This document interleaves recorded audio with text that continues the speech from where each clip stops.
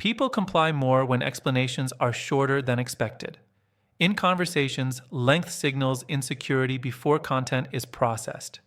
When you explain too much, you frame yourself as someone seeking approval rather than setting terms. This shifts the interaction so the other person evaluates you instead of following you. In practice, this means stating a decision or position once, with minimal justification, then stopping. The pause forces the other person to fill the gap, usually by accepting or negotiating on your frame. When someone applies this, you will notice they give one reason at most, then go quiet.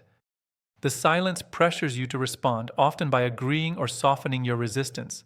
Use deliberately short explanations, reduce debate, compress time, and establish authority without effort. Pressure increases when one person controls the pace of response. In interactions, speed is mistaken for confidence, but it is actually a compliance tool. When you respond immediately, you signal that the other person's timing matters more than yours. This lowers your position and invites further pressure. In practice, this means deliberately slowing your replies after a request, challenge, or demand. The delay creates uncertainty and shifts tension back onto the other person. When this is used on you, you will feel an urge to keep talking or to justify yourself. That urge is the pressure working. Controlling response time quietly decides who sets the emotional tempo of the exchange. Authority increases when decisions appear already settled. People resist proposals, but follow outcomes that seem complete. When you frame something as still open, you invite input, debate, and delay. When you frame it as concluded, the mind shifts from influencing to adapting. In practice, this means speaking as if the decision has already passed the evaluation stage. You describe what will happen, not what could happen. When someone uses this on you, you will notice they skip discussion and move straight to logistics. Your options feel reduced without anyone arguing with you. This works because people comply faster with structure than with persuasion. People defer when emotional certainty is higher than factual certainty. In real interactions, confidence is felt before accuracy is evaluated. When someone sounds internally resolved, others assume they know something unseen. This shifts the interaction from questioning facts to aligning with perceived stability.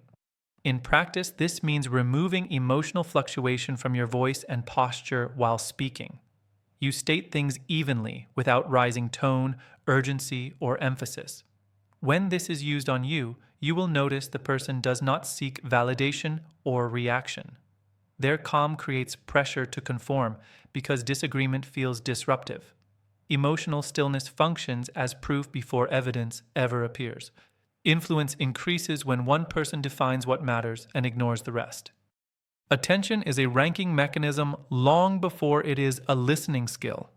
When you respond to every point, you accept the other person's priorities as valid. This hands them control over the structure of the interaction.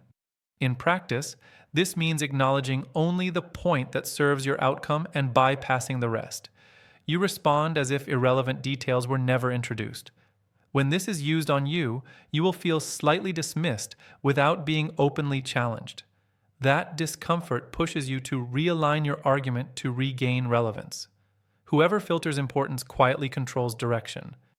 Compliance rises when resistance is made to feel socially visible. People adjust behavior faster under observation than under logic. When disagreement is framed as deviation, most people self-correct. This changes the interaction from a decision into a social test.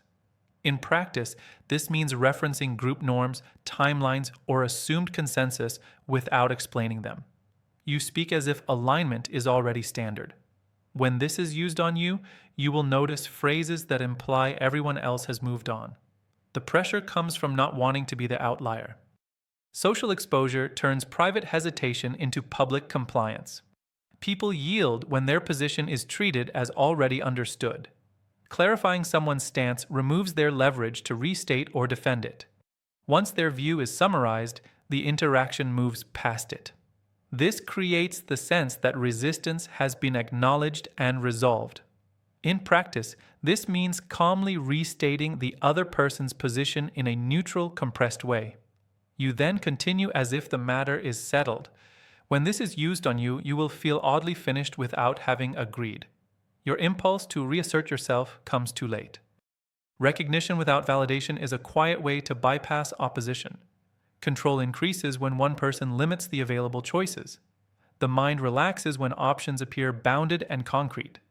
Open possibilities invite negotiation, while framed options guide selection. This shifts power from deciding whether to deciding between.